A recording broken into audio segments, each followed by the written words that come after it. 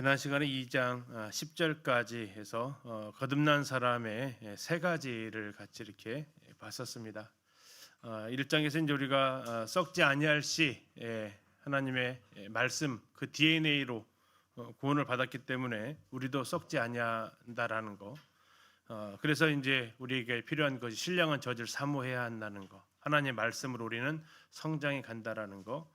두 번째는 하나님께서 기쁘시게 받으실 제사를 드릴 거룩한 제사장이 되어야 한다라는 사실. 그리고 이제는 또 다른 제사장의 직분으로 하나님의 그 아름다운 덕을 세상에 전해야 되는 전도자로서의 사명이 구원받은 우리에게 있음을 같이 보았습니다. 하나님 말씀을 사모하고 하나님 기쁘게 받으실 제사를 드리고 그리고 세상에 하나님의 사랑을 전하는 이 일이 우리가 구원받은 이후에 우리의 모습이다라는 것까지 같이 살펴보았고요. 이제 11절과 12절을 통해서 네 번째입니다. 우리는 이 땅의 나그네로서의 그 삶, 나그네로서의 삶을 살아간다라는 게 뭐냐? 육체의 정욕대로 살아가지 않는 것을 이야기하는데요. 나그네로서의 삶을 우리는 그 정체성을 가지고 살아가야 한다라는 것이 네 번째 구원받은 우리의 모습이 되겠습니다. 11절부터 그래서 같이 보도록 하겠습니다. 11절입니다. 2장 11절. 사랑하는 자들아 거류민과 나그네 같은 너희를 권하노니 영혼을 거슬러 싸우는 육체의 정욕을 제어하라. 너희가 이방인 중에서 행실을 선하게 가져 너희를 악행한다고 비방하는 자들로 하여금 너희 선한 일을 보고 오시는 날에 하나님께 영광을 돌리게 하려 함이라. 사도 베드로는 이 성도들을 향해서 사랑하는 자들아라고 이렇게 표현을 하고 있습니다. 베드로후서에서도 사도 베드로는 사랑하는 자들아라는 표현을 참 쓰기를 좋아합니다. 이제 성도들을 향해서 사랑이 가득한 모습으로 부릅니다. 사랑하는 자들아. 그 사랑하는 대상이 누구냐면 두 가지를 얘기하는데요. 너희는 거류민이다라고 얘기합니다. 그리고 너희는 나그네다. 자, 거류민 같고 나그네 같은 삶을 살아가고 있다라는 거죠. 어쩌면 그들은 흩어진 나그네, 흩어진 사람들이라고 했잖아요. 1장에서 흩어져 있기 때문에 어쩌면 이 단어가 참 잘 어울리는 사람들입니다. 그러나 사랑하는 자들은 이것이 어쩌면 너희의 정체성이다 하는 거죠. 이 의식을 가지고 살아가야 이 힘든 세상에서 너희들이 이겨낼 수 있다라는 겁니다. 거류민이 뭡니까? 거류민 하면은 어떤 느낌이 딱 들어오세요? 좀 안쓰러워 보이지 않으세요? 좀 안쓰러워 보이기도 하고 딱 보면 외국인이다라는 느낌을 받게 됩니다. 자기 나라 아닌 곳에 살아가는 사람. 이게 이제 아까 우리 찬양 방금 불렀던 대로 이제 순례자를 가리켜서 거류민이다라는 거죠. 잠깐 들렀다 가는 사람입니다. 자기의 집이 아닌 그곳에서 잠시 들렀다가 잠시 머물다가 가는 사람들, 이 사람들을 가리켜서 거류민 또는 순례자 이렇게 표현합니다. 다만 나그네 같다라고 이야기를 합니다. 나그네는 뭡니까? 비자를 받고 살아가는 사람들입니다. 외국에 나가려면 비자가 필요하잖아요. 왜 비자가 필요합니까? 시민권이 없어서 그렇습니다. 대한민국 사시면서 비자 받아보신 적은 없잖아요.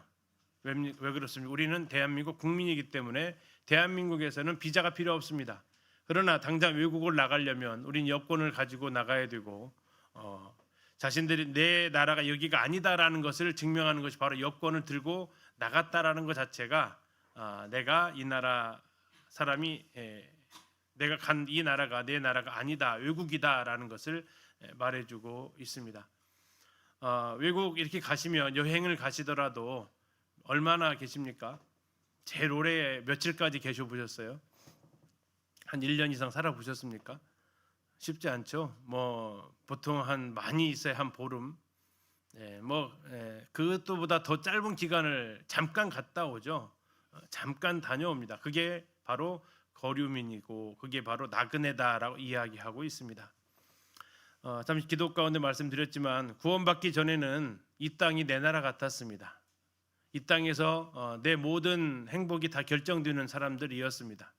그런데 구원받은 그 순간 갑자기 우리의 국적이 바뀌어 버리는 거죠.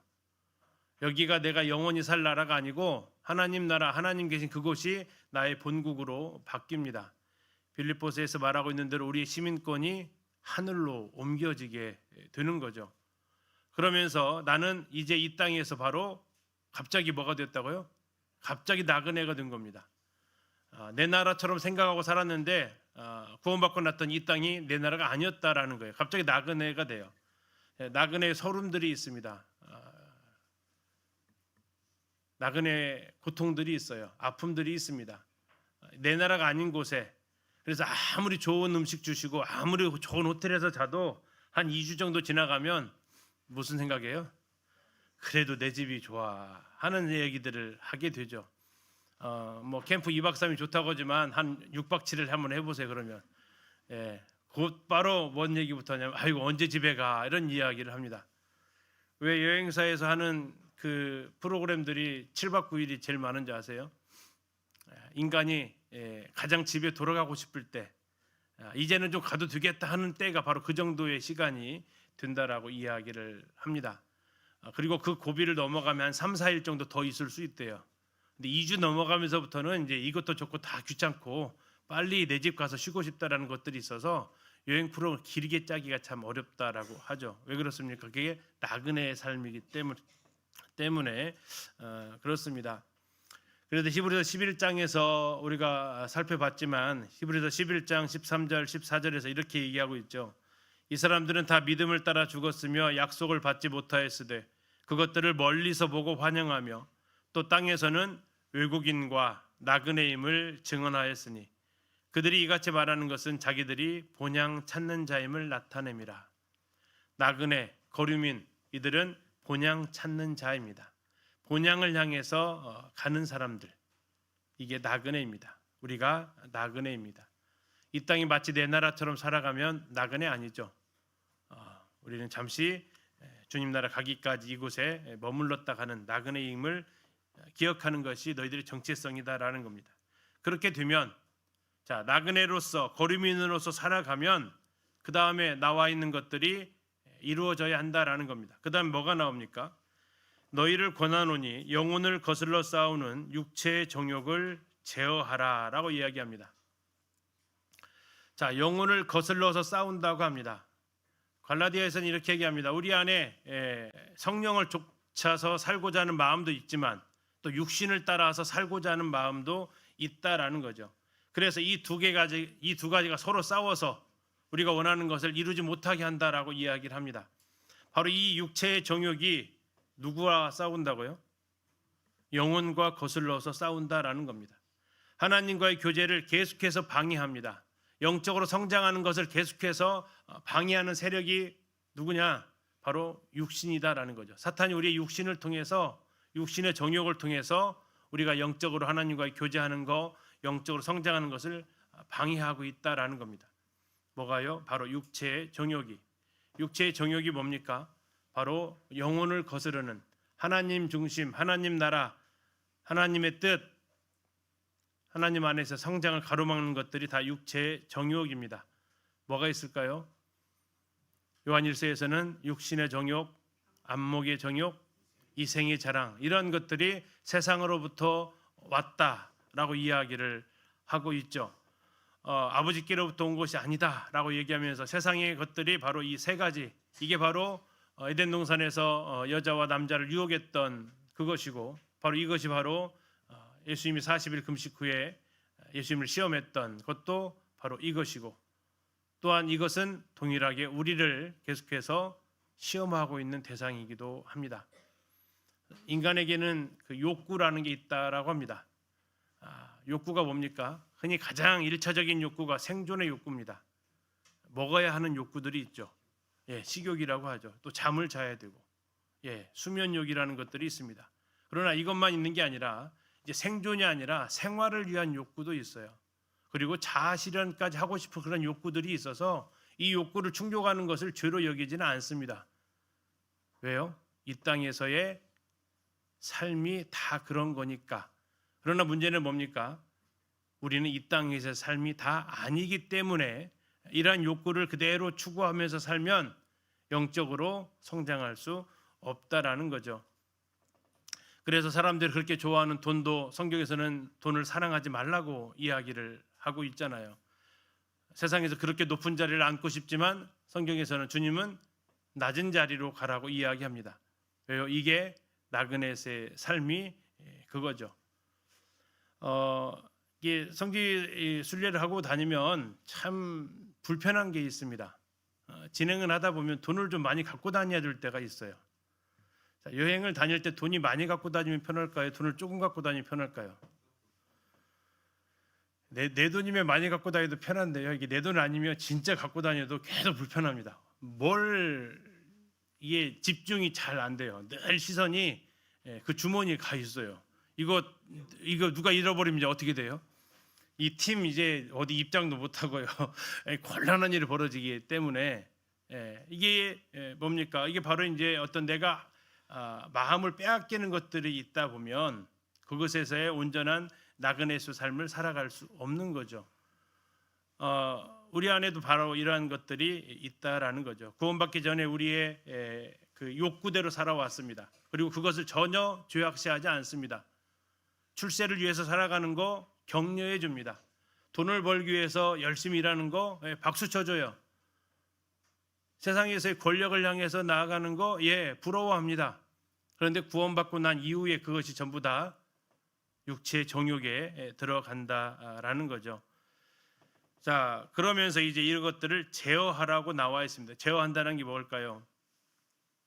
제어해라. 차가 있습니다. 엑셀레이터가 있고요. 뭐가 있습니까? 브레이크가 있다라는 거죠.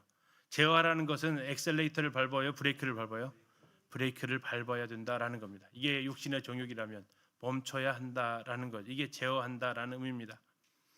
그 이유가 뭡니까? 12절입니다. 너희가 이방인 중에서 행실을 선하게 가져 너희를 악행한다고 비방하는 자들로 하여금 너희 선한 일을 보고 오시는 날에 하나님께 영광을 돌리게 하라. 자, 이방인 중에서 행실을 선하게 가지라고 이야기합니다. 자, 이방인이 누굴까요? 이 땅이 본국인 사람들입니다. 이 땅이 자기 나라처럼 살아가는 사람들입니다. 그런 사람들 속에서 행실을 선하게 가지라고 이야기를 합니다. 선하게 갖는다라는 거, 선한 행실을 갖는다라는 거, 이게 무슨 의미를 가지고 있을까요? 선한 행실, 뭐가 선할까요? 이 사람들 앞에 선한 행실을 가지라고 이야기합니다. 너희들의 삶의 방식이 육체의 정욕을 따라가지 않는 것이 여기서 말하고 있는 선한 행실을 선하게 가지는 것입니다.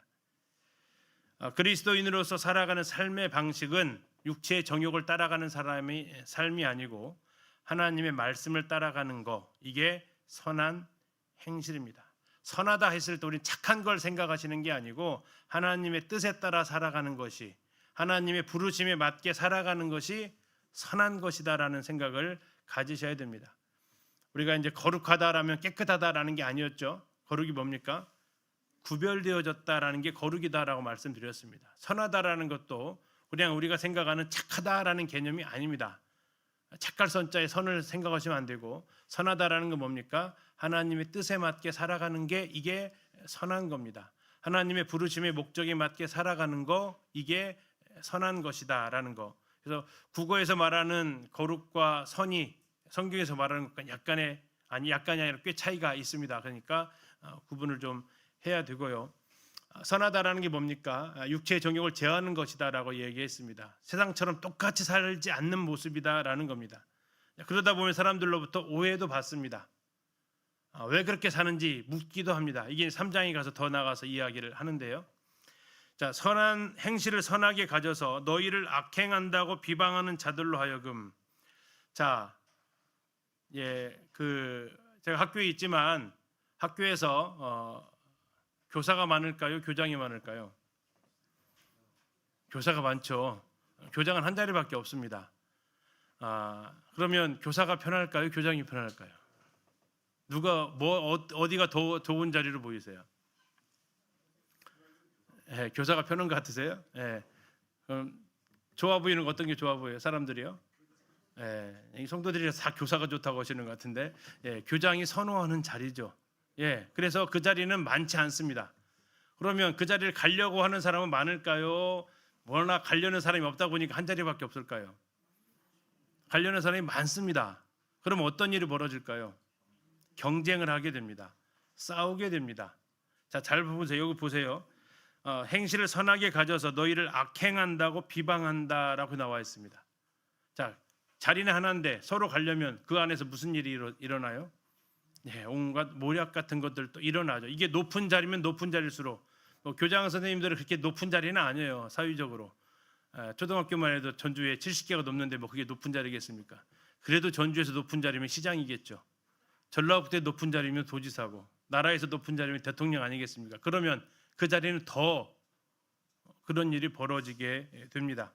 그런데 우리가 거기에 대해서 뜻을 두고 살아가지 않습니다. 그러면 악행한다고 비방하는 자들이 나중에는 비방할 일이 없어집니다. 그게 1차적으로 이야기하는 부분입니다. 또 하나는 비방을 하려고 했다가 우리들의 그 착한 행실을 보면서 육체의 정욕대로 살지 않아요.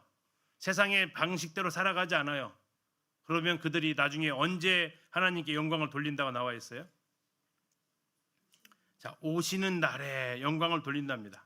오시는 날이 무슨 날일까요? 오시는 날. 주님이 다시 오시는 그날이기도 합니다. 이게 1차적으로는 그런 의미가 있습니다. 주님이 다시 오시는 그 재림의 날, 그때에 그들이 뭐 한다고요? 하나님께 영광을 돌리는 날이 온다라는 겁니다. 또 하나는 이 오시는 날이 꼭 그날만을 가리키고 있지는 않습니다. 여기서 말하는 것은 오시는 날이 또 하나는 권고하시는 날이라는 뜻을 가지고 있습니다. 쉽게 말하면 이렇습니다. 그들이 하나님의 은혜를 깨닫게 되는 날이 있습니다.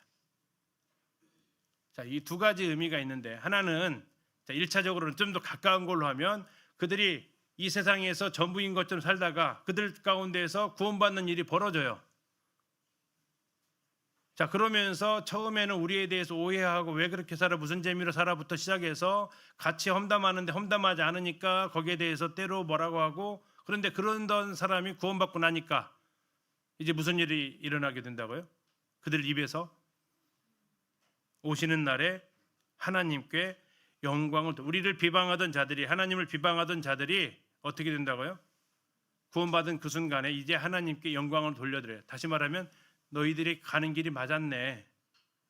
나는 내가 맞는 것 같아서 너희를 비방했는데 네가 정답으로 살았네 라는 일이 벌어진다라는 겁니다. 마치 예수님을 믿는 사람을 잡으러 가던 사울이 다메섹으로 가던 길에 주님을 만나잖아요. 그리고 다메섹에 들어가서 무슨 일을 했다고 그래요? 예수는 그리스도라고 이제 오히려 복음을 전하게 되었다라는 거예요. 예수 믿는 자를 잡으러 다메섹으로 가던 그가 다메섹에 예수님 만나더니 예수님이 그리스도라고 이제 힘있게 전하는 사람이 되었다라는 거예요. 이게 바로 첫 번째 권고하시는 날입니다. 하나님 그 사람을 돌아보시는 날에, 여기 나와 있는 그 오시는 날에, 주님이 이 땅에 오시는 것뿐만 아니라 주님이 그 사람의 심령에 오시는 그 날에 그들이 이제 우리를 보면서 자네의 선택이 맞았네, 인정하게 될 날이 온다라는 겁니다. 때로는 부모님들이 자녀들의 믿음에 대해서 인정하는 날이 온다라는 거예요. 때로는 믿지 않는 남편이 아내의 그 믿음을 보면서 이제 그가 구원받으면 뭐라고 얘기한다고요? 내가 틀렸고 당신이 맞았어, 이렇게 하는 날이 온다라는 겁니다. 그러면서 하나님 앞에 영광을 돌리게 돼요. 그러나 모든 사람들이 다 그러지는 않습니다. 그리고 진짜 주님이 오시는 날이 있습니다. 재림의 날에 그들은 이제 알게 됩니다. 그러나 첫 번째 권고하시는 날, 오시는 날은, 주님이 그들의 심령에 오시는 날은 참 좋은 일이지만 주님이 이 세상에 오시는 그날은 심판의 날입니다. 그래서 그들은 심판을 받으면서 고백을 하겠죠. 구원받으면서 고백할 수 있으면 더 좋겠지만, 아무튼 그래서 그들은 하나님께 영광을 돌리게 됩니다. 구원받으면서 자신의 삶이 잘못되었고, 이제는 왜 당신이 그렇게 살아가는지 이해가 된다, 왜 당신이 그렇게 살았는지 내가 이제 알게 되었다라고 고백할 날이 옵니다. 그게 오시는 그날이에요. 주님이 그 심령이 오시는 날. 더 나아가서 심판의 날에 자신이 이제 심판 가운데 있으면서 저 음부에 있었던 부자가 아브라함 품에 있었던 나사로를 보면서 저 나사로가 맞았다라고 하는 날이 오겠죠. 예, 그러면서 우리에게 이 땅에서 온다라는 겁니다. 이 땅에서 나그네로 살아가는 거 때로는 힘듭니다. 그러나 우리에게는 그 오시는 날이 있어요. 그날에 우리는 하나님 앞에 영광을 돌려드리게 될 것을 말하고 있습니다. 자, 그러면 어떻게 선한 행실을 어떻게 할 거냐? 선한 행실의 대표적인 키워드가 바로 이제 13절부터 나와 있는 순종이다라는 겁니다. 첫 시간에 말씀드렸지만 이 순종, 복종은 예수님을 가장 잘 닮은 모습이 뭐냐? 바로 순종이다라고, 복종이었다라고, 주님이 그렇게 사셨기 때문에 그렇습니다. 그래서 네 가지의 순종의 주체를 얘기한다고 말씀드렸습니다. 첫 번째가 정부고, 두 번째가 주인이고, 세 번째가 남편이고, 네 번째가 교회 장로들이다라고 했는데, 첫 번째 순종의 실제 정부에 대해서 이야기를 하고 있습니다. 정부뿐만 아니라 온갖 이 땅에 있는 많은 법률들, 사회 제도들이 다 여기에 해당이 되겠습니다. 어쩌면 사회 시스템일 수도 있겠고요. 13절 보시면요, 인간의 모든 제도를 주를 위하여 순종하되, 이렇게 나와 있습니다. 인간의 모든 제도입니다. 그래서 이것은 뭐 딱 왕, 대통령, 대한민국으로 말하면 대통령이겠죠. 도지사, 경찰, 공권 여기에 해당이 될 겁니다. 거기에 대해서 누구를 위해서 순종하라고요? 주를 위해서 순종하는 겁니다. 우리가 나라의 제도에 순종하는 것은 그들을 위한 게 아니고 주님을 위해서 순종한다라는 겁니다. 왜요? 그 앞에 12절에서 하나님께서 영광을 받으셔야 되기 때문에 그렇습니다. 자, 혹은 나와 있습니다. 누구한테 해야 되느냐? 혹은 위에 있는 왕이나. 자, 우리는 왕정 국가가 아니죠. 그러면 여기는 우리를 이걸 뭘로 바꿔 쓸 수 있습니까? 대통령이겠죠. 최고의 권력자니까. 혹은 그가 악행하는 자를 징벌하고 선행하는 자를 포생하기 위하여 보낸 총독. 총독은 뭘로 바꿀 수 있을까요? 총리 또는 지방 행정관들 또는 경찰이나 검찰이나 이런 권력기관들. 뭐 하는 기관이냐면 징벌하고 포상하는 일을 하는 기관들. 이 사법기관들이 아마 여기에 해당이 되겠죠. 행정기관도 여기에 해당이 될 겁니다. 행정도 역시 포상도 하고 징벌도 하기 때문에. 그래서 왕에게, 그리고 왕이 세운 자들, 그들이 하는 힘이 바로 징벌과 포상이 있다라고 이야기합니다. 당시 황제가 누구라고요? 네로였습니다. 네로. 자, 그러면 여기에다가 왕에다가 뭐라고 써놓으면 돼요? 혹 위에 있는 네로에게 뭐 하라고요? 순종하라라고 이야기를 하는 겁니다. 기독교 호의적인 사람이 아닙니다. 그럼에도 불구하고 순종할 것을 이야기하고 있습니다. 이런 말이 있죠. 어떠한 정부도 무정부 상태보다는 낫다라는 말이 있습니다. 그래서 이제는 모르겠지만 아무튼 위에 있는 왕들에게 순종할 것을 이야기하고 있습니다. 그러나 만약에 어디까지의 순종이 범위냐라는 거죠. 어디까지가 순종해야 될 영역이냐 하는 겁니다. 자, 누구를 위해서 순종한다고 했습니까? 주를 위해서. 그러면 순종하지 않을 영역을 여기서 찾을 수 있습니다. 무슨 것은 순종할 수 없을까요? 주를 위한 것이 아닌 것에 대해서는 순종할 책임은 없다라는 겁니다. 그럼 그 기준이 뭡니까?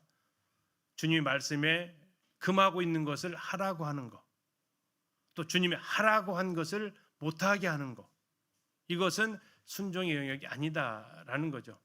왜요? 이건 주를 위한 순종이기 때문에 그렇습니다. 이 땅에서 나그네로 살면서 편안하게 살기 위해서 순종하라는 게 아닙니다. 이 땅에서 네 일신의 안위를 위해서 순종하라는 의미가 아닙니다. 주를 위해서 순종합니다. 그래서 출애굽기에 보면 그 산파들이 모세가 태어날 때 그 영향이 있었죠. 바로가 내린 명령이 뭡니까? 남자아이들은 다 죽이라고 그랬어요. 근데 산파들은 어떻게 했어요? 살려둡니다. 왜 살려뒀다고 나옵니까? 하나님을 두려워했기 때문에 살려둔다라는 거예요. 왕의 명령이었지만 히브리 산파들은 그 왕의 명령보다 더 하나님에 대한 두려움이 있었다라는 거예요. 사도행전 5장에 보니까 당시에 그 산헤드린 의회에서, 지금으로 하는 국회죠, 거기에서 베드로와 요한을 잡아가지고 앞으로 더 이상 이 이름 예수 그리스도의 이름으로 복음 전하지 마라라고 이렇게 이야기합니다. 권력기관이거든요. 그때 베드로와 요한이 뭐라고 얘기합니까? 누구의 말을 듣는 것이 옳은지 판단해라. 내가 사람의 말을 듣는 게 맞는지 주님의 말을 듣는지 맞는지 뭘 판단해야 돼요? 하나님 말을 듣기 때문에 나는 말하지 않을 수 없다. 때려도 어쩔 수 없다. 그래서 인간의 정부가 하나님 말씀에 금하고 있는 것을 하라고 하거나 하나님이 생명을 살리라고 했는데 죽이라고 하니까 그것은 내가 못 듣겠다라는 거죠. 또 하라고 한 것을 못하게 하거나 복음 전하려고 했는데 그걸 못하게 하거나 하는 것에 대해서는 우리는 주를 위해서 순종할 수 없는 영역입니다. 그 밖에 우리의 불이익이 당한다거나 또는 우리에게 여러 가지 불편함이 있거나 이런 영역들은 순종의 영역에 해당이 됩니다. 다만 주를 위한 영역에 대해서만은 우리가 그 위에 계신 명령을 따르는 거죠. 우리나라에서 예를 들어서 지금 많이 재판이 일어나고 있습니다. 대통령이 말한 대로 계엄에 동조했으면 벌을 받아요, 안 받아요? 시키는 대로 했어요. 벌 받아요, 안 받아요?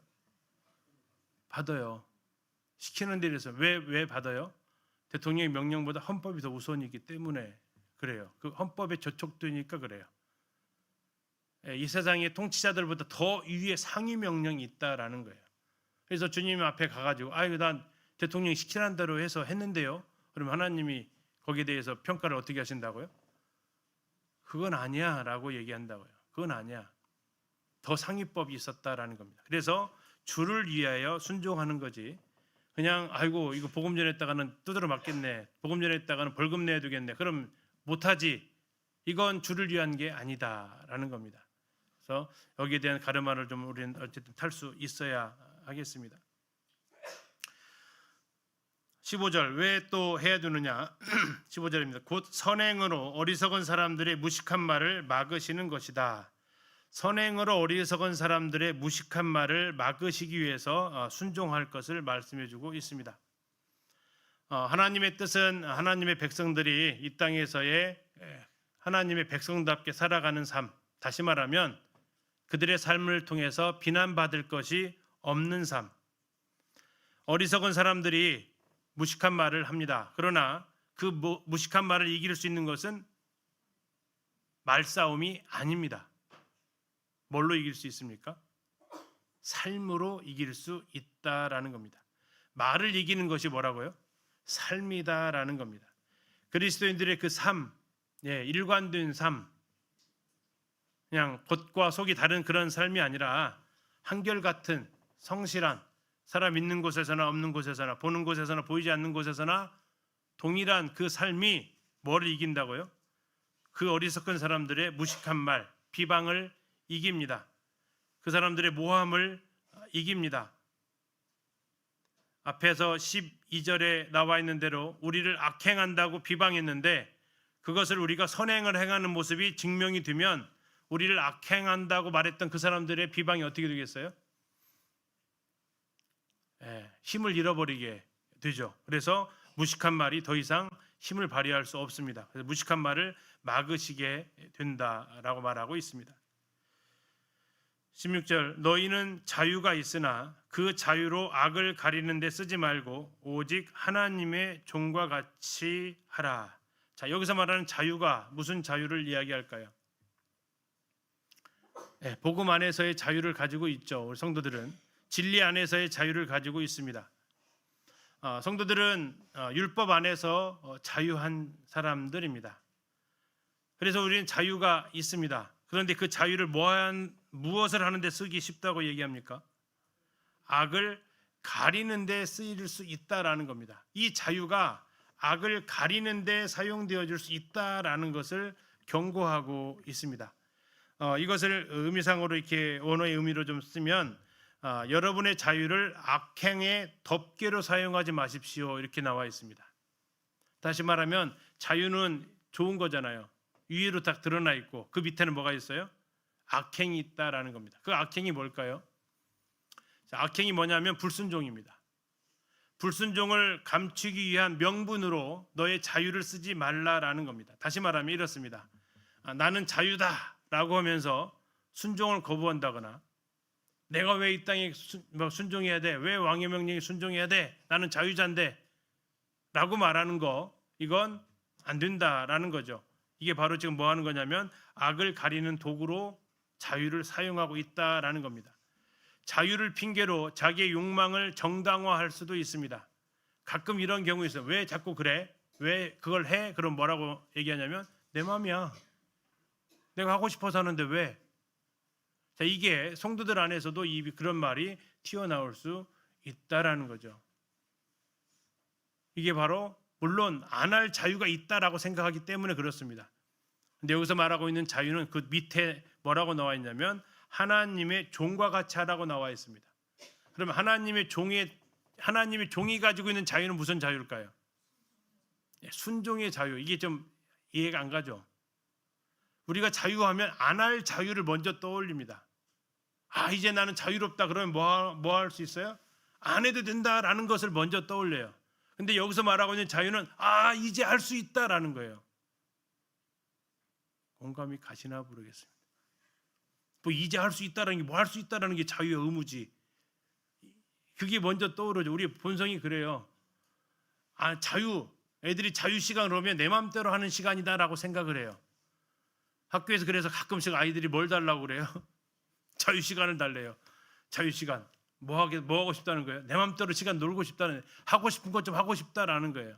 이게 보통 알려져 있는 이 세상에서의 자유의 개념이에요. 근데 하나님 말씀하세요. 그거 그렇게 말하는 게 자유가 아니야. 그거 악을 가리는 데 쓰는 거야. 자, 내 마음대로 하고 싶은데 그걸 뭘로 딱 포장을 했냐면 자유로 포장을 했어요. 집에서 아이들하고 다툼이 뭐냐면 아이들은 자기 마음대로 하고 싶어요. 그래서 아이들이 뭐라고 하냐면 나에게 자유를 달라. 자유를 달라고 얘기해요. 그게 자유가 무슨 생각을 해요? 내가 원하는 걸 하고 싶다. 이게 뭐라고요? 악을 가리는데 자유를 쓰고 있다라는 거예요. 하나님께서 구원받은 자에게 주신 자유는 하나님의 종으로서의 자유. 이건 여기만 말하고 있는 게 아니라 갈라디아서 5장 1절에서도 말하고 있어요. 여기서의 말하는 자유는 뭡니까? 하나님의 종으로 살아갈 수 있는 자유. 그러면 종의 자유는 뭐예요? 주인이 있는 자유입니다. 주인이 있는 자유. 이제 하나님께 속한 그 하나님이 나의 주인으로 삼고 하나님의 뜻에 따라서 살아갈 수 있는 자유. 근데 왜 이게 자유일까? 구원받기 전에는 첫째는 하나님의 뜻을 위해 살고자 하는 마음도 없고요. 구원받기 전에는 하나님의 뜻에 대한 관심도 없어요. 그럴 능력도 없습니다. 구원받은 그 순간부터 이제는 우리에게는 자유가 주어졌습니다. 네가 하나님을 위해서 살아갈 수 있는 자유. 근데 이게 우리는 자꾸 착각하는데 이 하나님을 위해서 살아갈 수 있는 자유. 근데 이것을 내 마음대로 살아가는 것이라고 생각하게 되면 이건 다시 얘기합니다. 악을 가리는 데 쓰는 겁니다. 내 마음대로 살면 왠지 좀 걸리는데 난 자유롭게 살고 싶어 그러면 왠지 좀 있어 보이고 난 내 마음대로 살 거야 그러면 이건 좀 안 좋아 보이잖아요. 그러니까 표현을 뭐라고 해요? 나는 자유롭게 살고 싶어. 이렇게 표현하면서 그렇게 살아가지 말라. 하나님의 종과 같이 살아가라. 그게 하나님의 종의 자유로서 살아가라. 이게 구원받은 사람의 참 자유다. 하나님의 종이면 하나님 그분이 나의 주인이다라는 사실. 하나님의 주인이심을 인정하는 것. 하나님의 권위 아래서 내가 모든 것들을 살아가는 것. 이것이 자유다. 그래서 레위기에서 이것을 잠시 보여주는 게 뭡니까? 종이 기간이 지나면 나갈 수 있는데 그 주인 집에서 더 있고 싶을 자유가 있대요. 이해가 되세요? 주인 집에서 종으로 더 살고 싶은 소원이 있대요. 그게 자유래요. 그래서 그 자유를 주인한테 요구하는 거예요. 그럼 뭐 하면은 그렇게 허락을 해줘요? 문설주 대고 귀를 뚫으면 그렇게 해줘요. 그게 뭐예요? 나는 스스로 이제 당신의 종으로서 살아가겠어요. 왜 그랬을까요? 도대체 그 종은 왜 그랬을까요? 주인이 좋아서 그런 거죠. 주인이 좋아서. 주인이 막 포악하거나 주인이 아주 갑질하거나 그러면 누가 그렇게 하겠습니까? 우리가 왜 하나님의 종으로서 살아갈 자유를 요구하냐면 그분이 좋아서 그런 거예요. 하나님 그분이 선하시기 때문에 그런 거예요. 그분에게 있는 것이 복이라는 것을 알기 때문에 그래요. 그분으로 인해서 그분의 종으로서 살아가는 게 혜택이 훨씬 많다는 것을 알기 때문에 그래요. 일명 우리 공무원들은 나라의 종이라고 합니다. 거기서 공무원 되는 것 사람들이 벗어나고 싶어 할까요? 더 하고 싶어 할까요? 일반적으로 정년 연장하자고 하잖아요. 저는 하고 싶진 않은데 정년 자꾸 연장하자고 그래요. 왜요? 그 종으로 살아갈 때 혜택이 오는 것이 알거든요. 나라의 공복으로 살아가지만 그것으로 인해 나라의 공복이기 때문에 주어진 혜택들이 있거든요. 그렇죠? 내가 대기업을 들어가려는 이유는 뭡니까? 그 회장이 어쩌면 요즘 표현으로 종은 안 맞지만 어쨌든 세경 받잖아요. 월급 받잖아요. 그게 옛날 조선시대 가면 그게 그 삶이잖아요. 뭐가 달라요? 하는 일이 좀 더 닿고 좀 자유로운 것 같지만 자유롭지 않거든요. 그런데 왜요? 그걸 다니면 거기에서 내가 직장 생활하면 뭐가 있어요? 인센티브가 있다라는 거예요. 왜 우리가 하나님 안에서 기꺼이 하나님의 종으로 살아가느냐? 하나님 그분이 좋으시고 그렇게 살아가는 것이 자기의 큰 복이고 더 나아가서 우리가 항상 얘기하는 게 뭡니까? 고소영이라고 했잖아요. 고난이지만 소망이 있는 거고 그리고 하나님께 영광을 돌려드리는 이것까지가 준비되어져 있는 거죠. 당장 현실 자체가 힘들다고 그걸 팽개치면 아무것도 주어지지 않습니다. 자, 그래서 하나님의 종으로 자유롭게 살아가라. 역설입니까? 정설입니까? 하나님의 종으로 자유롭게 살아가라. 세상에서는 이 가치관이 이해가 안 가요. 하나님의 종인데 자유롭다고? 이해가 안 가잖아요, 솔직히. 근데 이게 뭐라고요? 이게 맞다고요. 그런데 그러면 다른 사람들 이해를 한다고요, 못 한다고요? 못 한다고요. 그럼 뭐예요? 비방해요, 놀려요. 우리는 주일에 놀러 갈 수 있는 자유가 아니라 예배 드릴 수 있는 자유가 있다고요. 사람들은요, 놀러 갈 자유가 더 크다라고 얘기를 한다고요. 그러나 그날에 하나님 오시는 그날에 밝혀진 거죠. 그날에 예배 드릴 수 있었던 자유가 진짜 자유였구나라고. 17절입니다. 무사람을 공경하며 형제를 사랑하며 하나님을 두려워하며 왕을 존대하라. 자, 구체적으로 순종해야 될 네 가지 대상 그리고 그 대상에 따른 명령이 나옵니다. 자, 무사람 모든 사람이죠. 무사람을 공경하라고 나와 있습니다. 여기서 공경하면 어떻게 해야 되는 것 같아요? 자, 공경을 좀 바꾸면 조금 더 이해가 좀 됩니다. 공경한다라는 건 막 받들어 올리는 것 같은 개념이에요. 여기서 말하는 공경이라는 개념은 존중하라라는 겁니다. 존중하라, 정중하게 대해라라는 겁니다. 그러면 좀 이해가 좀 더 오실 겁니다. 모든 사람을 갖다가 받들어 올려 이런 게 아니고 부모 공경에서의 공경을 얘기하는 게 아닙니다. 여기서 말하는 공경은 뭐라고요? 존중해 주라고요. 정중하게 그 사람들에 대해서 대해 주라고요. 무사람 모든 사람입니다. 남녀노소 가리지 않습니다. 왜요? 모두가 한 영혼 한 영혼이 하나님의 형상대로 창조되었기에 그 사람이라는 그 존재 그 하나만으로도 존중받아야 될 사람이다라는 거죠. 그래서 어쩌면 인권 선언이죠. 모든 사람은 존중받을 권리가 있다라는 겁니다. 인권이라는 거 여기에서 나오죠. 하나님께서 그렇게 귀하게 창조하셨기 때문에 그렇습니다. 두 번째 대상은 형제를 뭐 해야 됩니까? 사랑하며입니다. 여기서 형제는 형제들입니다. 한 개인이 아니고 형제들, 다시 말하면 교회를 얘기하고 있습니다. 자, 모든 사람을 사랑하라고 했습니까? 무사람을 사랑하라고 했나요? 아닙니다. 무사람은 존중해야 됩니다. 그러나 누구는 사랑해야 됩니까? 형제를 사랑해야 됩니다. 형제를 존중하라고 했습니까? 아닙니다. 형제는 존중의 영역이 아니다라는 거예요. 그러면 자, 퀴즈. 존중이 더 나아 보이세요? 사랑이 더 나아 보이세요? 존중이 더 그 사람한테 잘해주는 것 같아요? 사랑이 더 잘해주는 것 같아요? 사랑이에요. 사랑. 그래서 우리 성도들은 존중의 대상이 아니고 존중의 대상 그 이상이에요. 이게 무슨 대상이라고요? 사랑의 대상이다라는 겁니다. 그냥 성도들끼리 예의 있게 해주고 거기서 끝나면 그건 지금 형제로 생각 안 하고 있다라는 거예요. 형제 자매로 생각하고 있다라는 것은 뭘 하는 거라고요? 사랑까지 가는 거라는 겁니다. 모든 사람을 향해서는 존중합니다. 그러나 형제 자매들 향해서는 뭐 하라고요? 사랑하라라고 얘기하고 있습니다. 세 번째입니다. 하나님을 두려워하며, 여기서 말하는 두려움은 경외심입니다. 하나님을 경외하라라는 겁니다. 경외한다라는 것, 두려워한다라는 것, 이것은 하나님을 근심시켜 드리는 행동을 하는 것을 두려워하는 겁니다.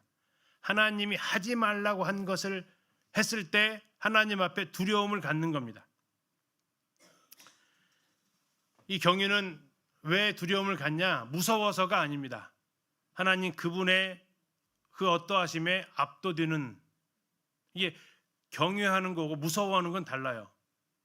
그래서 하나님의 그 선하심, 그 하나님의 은혜, 하나님의 사랑, 그 앞에서 우리는 경외심을 갖는다라는 거죠. 심판자로서, 벌 주는 사람으로서의 갖고 있는, 나 벌 받으면 어떻게 하지, 내가 이거 혼날 텐데, 그러한 경외심을 말하는 게 아니고 하나님의 은혜 앞에서, 하나님의 섭리 앞에서, 하나님의 그 지혜 앞에서, 그분이 가지고 계신 그 뛰어남 앞에서 취하는 행동이 뭐라고요?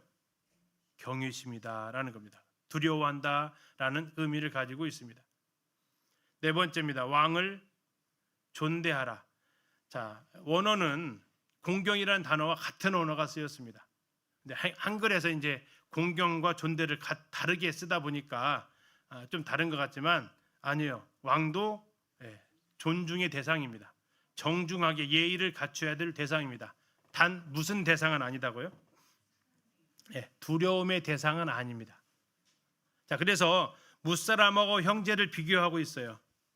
자, 구원받던 사람이든 받지 않은 사람이든 존중해 줘야 됩니다. 그러나 교회 안에서 구원받은 성도들의 대상은 존중을 넘어서 사랑을 해줘야 돼요. 이제 하나님과 왕의, 왜냐하면 당시의 왕들이 주진이 넘게 자기가 이제 신의 영역으로 이렇게 주장하기 시작을 하니까 이제 하나님과 왕을 대상으로 비교를 하고 있어요. 왕은 무슨 영역이에요? 그 하나님 세운 통치자로서 존중해 줄 영역이에요. 그러나 무슨 영역까지는 아니에요? 하나님에 해당되는 그 경외심을 가질 영역은 아니다라는 거예요. 사람은 존중의 대상이지만 형제는 사랑의 대상이고, 왕은 존중해야 될 대상이지만 하나님은 두려워해야 될, 경외할 대상이다. 이거 바꾸지 마라. 그래서 왕을 두려움의 위치에 놓지는 마라. 왕을 경외하려는 행동은 하지 말라고. 황제는 자기를 자꾸 신의 자리에, 두려움의 위치에 자꾸 올려놓으려고 그래요. 그래서 황제가 어떻게 두려움의 위치를 놓냐면 그 자리를 되게 높은 곳에 앉아요. 화려하게 해요. 그리고 그 군인들로 자기를 호위하게 해요. 왜요? 뭐 하려고? 두려움을 갖게 하려고. 함부로 대들지 못하게 하려고. 그러나 하나님 말씀하셔요. 아니야, 왕은 두려워할 대상은 아니야. 존중은 해줘야 돼. 하나님이 세우신 것이고 그 일을 맡겨놓으신 거니까. 그러나 하나님처럼 두려워하거나 경외할 대상은 아니다라는 겁니다. 그래서 정부와 이 정부에 대해서, 이 사회 질서에 대해서 순종하면서 오해하지 않도록 마지막 네 가지를 가지고 정리를 해주고 있습니다. 자, 이제 18절은 이제 직장 상사와 관련되어져 있는 순종의 영역입니다. 자, 사완들아 이렇게 나와 있습니다. 사완들아. 여기 사완들아라고 하는 것은 가정에서 일하는 그 종들을 이렇게 이야기합니다. 가정에서 일하는 종들, 막 일반 국가 노예하고는 좀 다르고요. 집안 당시 로마 시대의 이 집안에서 일하는 종들은 이 주인하고 대화도 충분히 하고 또 일한 만큼 돈도 받고 하는 그런 사람들이 바로 여기에 해당이 되어져 있습니다. 다시 말해 집안의 종들은 뭐냐면 집안의 종들아, 사환들아는 집안의 종들아, 개인의 노예들입니다. 아마도 당시의 상당수가 성도들 중에 이 사람들이 많았던 것으로 보여집니다. 자, 어떻게 하라고 얘기하냐면 범사의 두려워함으로 주인들에게 뭐라고 얘기합니까? 순종하라. 자, 아까는 13절에서 뭐에 순종하라고 했어요? 인간 모든 제도를 순종해라 나와 있습니다. 18절에서는 주인들에게 순종하는데 두려움으로 순종하라 라고 이야기하고 있습니다. 여기서 말하는 두려움은 경외감을 이야기해 주는 게 아닙니다. 여기서 말하는 두려움은 존중하는 마음을 가지고 나의 주인이다라는 것을 인정하면서 성실하게 말이나 행동에서 존중하는 마음을 가지고 상전들에게 순종하라라고 이야기하고 있습니다. 여기서 말하는 순종도 자발적인 순종을 이야기하고 있는 단어가 사용되어졌습니다. 자, 문제는 뭡니까? 대상이 주인인데 주인의 종류를 두 가지로 나눕니다. 18절 보시면요. 첫 번째는 누굽니까? 선하고 관용하는 자들에게 순종하라. 집에 가서 일하는데 집의 주인이 선한 주인이에요. 다음에 관용을 베푸는 주인이에요. 관용한다라는 것은 배려심 많고 착하고 인격적으로 훌륭한 사람들을 이야기하고 있습니다. 자, 이 사람들한테 자발적으로 순종하는 거 쉬워요, 어려워요? 그래도 훨씬 쉽죠. 이건 뭐 크게 어려움이 안 들 겁니다. 그냥 존경이 가니까 인격적으로 훌륭하니까. 근데 그 다음 사람이 문제죠. 누굽니까? 까다로운 주인들이 있다라는 겁니다.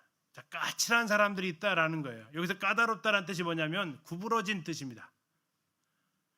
우리식으로 쉽게 표현하면 삐딱한 종들이 있어요. 뭔가 좀 이게 베베 꼬여 있는 주인이 있다고요.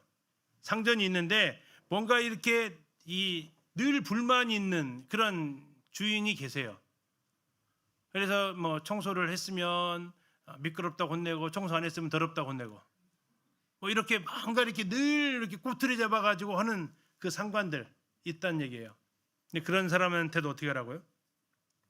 그리하라 나와 있네요. 그리하라. 뭐 어떻게 하라는 거예요? 똑같습니다. 범사의 두려움으로 순종하라라고 나와 있어요. 쉬워요? 어려워요? 많이 어렵습니다. 많이 어려운데 이것은 하라라는 명령입니다. 해야 된다. 왜 그렇습니까? 19절이 바로 그것을 이야기해주고 있습니다. 부당하게 대하는 주인에게도 순종해야 되는 이유가 뭡니까? 그게 바로 19절 20절에서 답을 주고 있습니다. 자, 19절입니다. 부당하게 고난을 받아도 지금 누구한테 이런 고난을 받는 거예요? 그 상전, 까다로운 상전한테 부당하게 고난을 받았어요. 근데 누구를 생각하라고요? 하나님을 생각하라고요.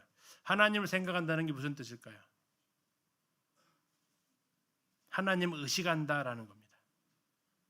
자, 주인한테 복종한다라는 개념이 아니라 하나님을 생각하라라는 겁니다.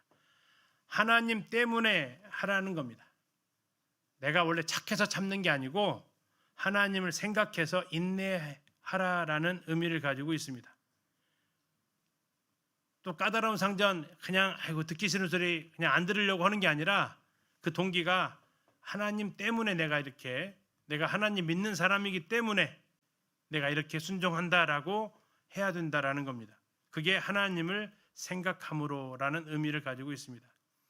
자, 하나님을 생각함으로 뭐 하라고요? 슬픔을 참으랍니다.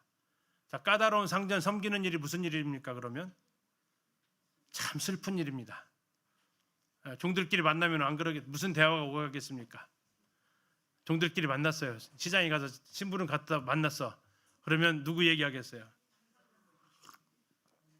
그 주인 양반들 얘기하겠죠. 어떻게 뭐 사러 왔어? 하면서 지난번 사왔는데 한 번에 다 시키지 그냥 나 벌써 여기 몇 번째 나왔어 하면서 또 가서 꼬투리 사고 또 바꿔오라고 막 이런 얘기 막 할 거 아닙니까? 다시 말하면 슬프다라는 거예요. 다시 말하면 고통스럽다라는 얘기입니다. 하나님을 생각함으로 슬픔을 참아라. 고통을 참아라. 억울함을 견뎌라 라는 겁니다. 왜요? 이는 아름답다. 이는 아름답다. 무슨 뜻 같아요? 이게 왜 아름다워요? 이 뜻이 이렇습니다. 감탄사입니다. 이것이야말로 은혜다라는 의미입니다. 다시 말하면 부당하게 고난을 받아도 하나님을 생각함으로 슬픔을 참고 있으면 하나님이 이게 바로 은혜다. 이게 바로 진짜야 라고 하는 거예요. 이게 바로 하나님이 기뻐하는 거야. 하나님이 가치 있게 생각하는 거야. 이런 사람은 하나님이 특별히 인정해 줄 거야 라는 의미가 바로 이는 아름다우나 라는 겁니다. 다시 말하면 이 사람이 슬픈 이유를 알고 있어요. 대들 수 있어요. 근데 하나님을 생각해서 참았어요. 원래 화를 잘 안 내는 성격이 참는 이유가 아니고 괜히 대들었다가 또 더 혼날 것 같아서 참은 것도 아니고 오직 참은 이유가 뭐냐면 하나님 생각해서 하나님의 영광을 위해서 그가 참았던 거예요. 내가 그리스도인이기 때문에 참는 거예요. 근데 그거 자체가 기쁘지는 않아요. 힘들어요. 고통스러워요. 근데 하나님 보시기에 그래 그렇게 살아가는 거야. 이게 은혜 받은 사람의 모습이야. 이것은 내가 특별히 기억해 둘게 라고 하나님이 인정해 주시겠다라는 것이 이는 아름다우나라는 의미를 가지고 있습니다. 다시 말하면 하나님 이거 보고 계시다라는 거예요. 까다로운 상점 밑에서 일하는 그 종의 모습을 하나님이 보고 계시면서 하나님 생각으로 참는 그 모습에 그래 이게 은혜야. 그게 맞는 거야. 그게 내가 기뻐하는 거야 라고 인정해 주신다라는 겁니다. 그런데 20절입니다. 죄가 있어서 매를 맞고 참으면 무슨 칭찬이 있으리요. 매를 맞는 이유가 잘못 없어도 맞기도 하지만 잘못해서 맞을 수도 있다라는 겁니다. 죄가 있어서 매를 맞고 참으면 은혜로워요? 은혜롭지 않아요? 전혀 은혜롭지 않아요. 칭찬 받을 만해요? 칭찬 못 받아요? 칭찬 못 받아요. 다시 말하면 이런 거예요. 그게 무슨 칭찬 받을 일이냐. 아까 그냥 19절로 보면 이는 아름다우나 이렇게 되어 있는데 그게 뭐 아름답냐라는 거예요. 그게 뭐 아름다운 일이야. 네가 잘못해서 혼나는데. 이게 똑같이 주인한테 혼나고 왔다고 생각해봐. 한쪽은 억울해. 까다로운 주인 때문에 부당하게 혼나서 왔어. 근데 참았어. 근데 한쪽은 잘못했어. 진짜 자기가 잘못했어. 그래서 혼났어. 둘이 하소연하면 하나님 그 이야기 듣고 뭐라고 하신다고요? 이건 진짜 아름다운 거야. 근데 이쪽에 대해서는요. 그게 무슨 하면서 인정을 전혀 받지 못한다라는 겁니다. 그러나 20절 그러나 선을 행함으로 고난을 받고 참으면 다시 얘기합니다. 이는 하나님 앞에 아름답다. 선을 행하다가 부당한 고난을 받을 수 있다라는 겁니다. 선을 행하다가 고통당할 수 있다라는 거예요. 근데 이것을 하나님께서 아름답게 여기신다라는 겁니다. 하나님이 가치 있게 판단해 주신다라는 겁니다. 왜 그럴까요? 왜 이걸 하나님이 가치 있게 판단해 주실까요? 그게 바로 예수님을 닮았기 때문입니다. 그게 바로 예수님을 빼닮은 모습이기 때문에 그렇습니다. 21절에 그걸 이야기해 주고 있습니다. 이를 위하여 너희가 부르심을 받았으니 그리스도도 너희를 위하여 고난을 받으사 너희에게 본을 끼쳐 그 자취를 따라오게 하셨느니라. 예수님도 이렇게 사셨다라는 겁니다. 애매히 고난 받을 때 우리는 하나님 앞에 칭찬을 받을 수 있습니다. 잘 인내하면. 잘못해서 벌 받을 때는 아니겠지만 하나님 앞에서 아름답다라는 칭찬을 우리가 받을 수 있는 길이 뭐냐면 애매하게 혼날 때 그리고 그것을 잘 대응할 때. 그러면 다시 말하면 이렇습니다. 좀 이것도 이해는 안 갑니다. 억울해요. 그때 하나님을 생각해서 참았어요. 그럼 뭐가 되냐면 그게 칭찬거리가 된다라는 겁니다. 근데 억울한 일을 한 번도 안 당했어요. 그럼 참을 일이 있어요? 없어요? 없어요. 그러면 뭐도 없어요? 칭찬도 없네요. 자, 그럼 1번을 택하실래요? 2번 택하실래요? 억울한 일 당하고 잘 참아서 칭찬받기. 2번. 억울한 일 안 당하고 칭찬도 안 받기. 2번. 자, 밸런스 게임 하면 뭐 하실래요? 1번, 2번? 꼭 3번을 요구하시죠? 억울한 일 안 당하고 칭찬받기. 예, 그러나 어쨌든 하나님께서 격려해 주시는 것 같아요. 너 억울하지? 하나님 생각해서 참어. 그러면 너에게 뭐가 있다고요? 칭찬이 있어요. 왜 칭찬이에요? 네가 지금 예수님을 닮았다라는 겁니다. 예수님을 닮았어요. 예수님이 바로 그러한 삶을 사셨다라는 겁니다. 이를 위하여가 뭡니까? 주님과 같이 우리가 살아가기 위해서 너희가 부르심을 받았다라는 겁니다. 주님이 어떻게 사셨습니까? 고난을 받으셨습니다. 누구를 위해서요? 잘 보셔야 돼요. 누구를 위해서 고난 받으셨어요? 너희를 위해서, 나를 위해서 고난 받으셨어요. 우리가 애매히 고난해요. 아까 어떻게 참으라고 그랬어요? 하나님을 생각함으로 참으래요. 다시 말하면 누구를 위해서 참으라는 거예요? 하나님을 위해서 참으라는 거예요. 주님은 십자가를 누구를 위해 지셨다고요? 나를 위해서 십자가를 지셨어요. 나는 지금 이 받는 애매한 고난을 누구를 생각함으로 참아요? 하나님 생각함으로 참아요. 그래서 뭐예요? 아름다운 거예요. 그리스도 너희를 위하여 고난을 받아서 너희에게 본을 끼치셨다라고 합니다. 본을 끼쳐주셨다. 모델이 되어주셨습니다. 그래서 그 자취를 따라오게 하셨습니다. 그 길을 따라오게 하셨어요. 무슨 길입니까? 고난받는 길. 그런데 나를 위한 고난이 아니고 다른 사람을 위한 고난의 길, 우리를 위한 그 고난의 길, 이걸 따라오게 하셨습니다. 어떻게 하셨느냐? 22절. 그는 예수님은 죄를 범하지 아니하셨습니다. 그 입에 거짓도 없으셨습니다. 욕을 당하셨지만 맞대어 욕하지도 않으셨습니다. 고난을 당하셨지만 위협하지도 않으셨습니다. 오직 공의로 심판하시는 이에게 뭐 하셨어요? 부탁하셨습니다. 자, 이제 그러면 우리가 할 일이 딱 하나 있네요. 우리가 할 일이 있습니다. 나에게 고난을 까다롭게 하는 사람이 있습니다. 우리가 그 사람을 향해서 하지 말아야 될 것이 있어요. 나를 아주 까다롭게 해주는, 나를 정말 귀찮게 하는, 나를 성실하게 괴롭히는 상관이 있어요. 직장 상사가 있어요. 우리가 그 사람한테 해서는 안 되는 행동 22절에 있어요. 뭘 해서는 안 돼요? 그 사람 때문에 죄를 범해서는 안 돼요. 두 번째는요, 그 사람 속여도 안 돼요. 세 번째는요, 같이 욕해도 안 돼요. 네 번째는요, 위협해서도 안 돼요. 그럼 뭐만 돼요? 23절 끝에 보니까 뭐는 돼요? 하나님께 맡기는 건 돼요. 왜 하나님한테 맡기는 게 돼요? 원수 갚는 것이 하나님께 있기 때문에 그래요. 원수 갚는 것이 내게 있으니 내가 갚으리라고 하나님이 약속해 주셨기 때문에 그래요. 예수님도 겟세마네에서 12영 더 되는 천사 불러서 그들을 심판할 수 있었어요. 그러나 하지 않으셨어요. 하나님께 뭐 하셨어요? 맡기셨어요. 그래서 다시 한번 밸런스 게임 다시 한번 해볼게요. 나 고난 당하고 있어요. 나 어려워요. 이때 나에게 필요한 하나님은 사랑의 하나님이에요? 공의의 하나님이에요? 나 힘들어요. 나 어려워요. 나 정말 너무나 고통스러워요. 나한테 필요한 건 사랑의 하나님이에요? 공의의 하나님이에요? 여기가 지금 23절 끝에서 나타난 하나님 어떤 하나님이세요? 공의의 하나님이잖아요. 오직 공의로 심판하시는 얘기예요. 위로받고 싶고 하나님 앞에 기대고 싶고 하는 마음도 있죠. 사랑의 하나님 필요하죠. 그러나 그때 더 바라봐야 될 것은 어떤 하나님이라고요? 공의의 하나님을 바라보시는 거예요. 하나님, 내가 원수 갚지 않겠습니다. 이렇게 잘했던 사람이 다윗이에요.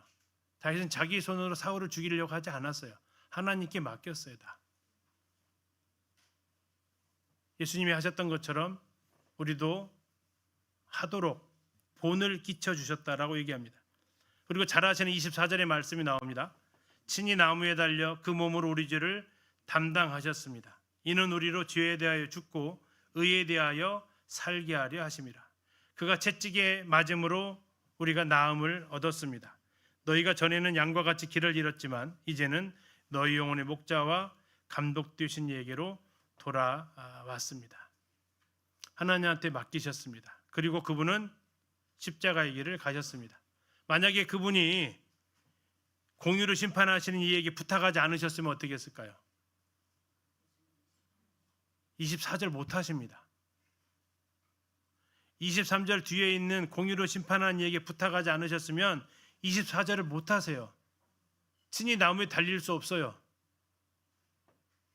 23절 때문에 24절이 가능했던 거죠. 친히 나무에 달리셔서 그분은 우리를 위해서 속죄하는 것이 더 크셨다라는 겁니다. 우리를 위하여 고난을 받으셨다라는 거죠. 그리고 우리가 본받을 수 있는 것은 뭡니까? 바로 주님을 이렇게 생각하는 거죠. 지금 내가 잘 가고 있구나. 주님이 가셨던 그 길을 내가 따라가고 있구나. 주님이 채찍 맞으신 거 생각하면서, 주님의 고난 생각하면서 우리가 그 길을 갈 수 있다라는 겁니다.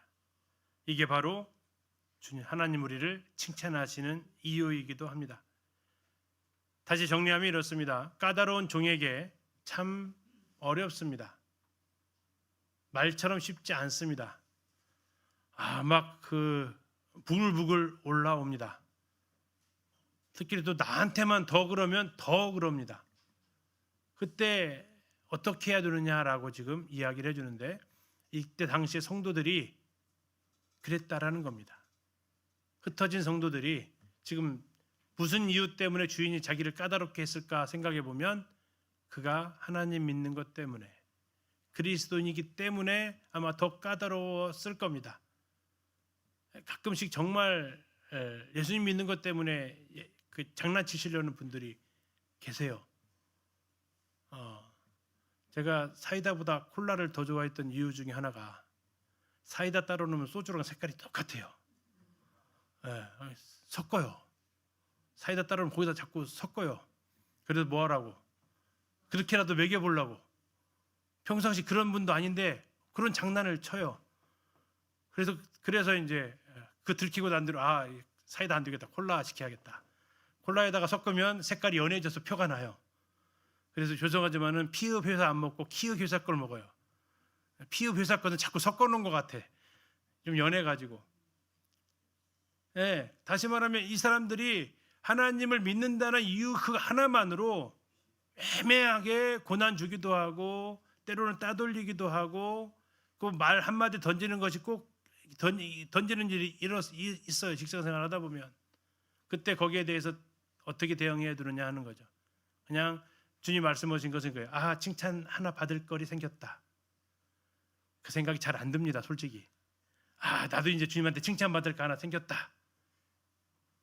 그 한 3초만 생각이 바뀌어도 우리의 대응이 좀 달라질 수 있는데, 나를 지금 뭘로 보고 이렇게 나가면 이제 그 다음부터는 이제 애매한 고난이 아니에요. 주님 자칫 따라가는 고난이 아니고, 이때 흩어져 있는 성도들이 그리스도인이기 때문에 구원받았던 이유로 세상에서 더 이렇게 놀던 분들이 구원받으면 더 심하게 어려움을 당하세요.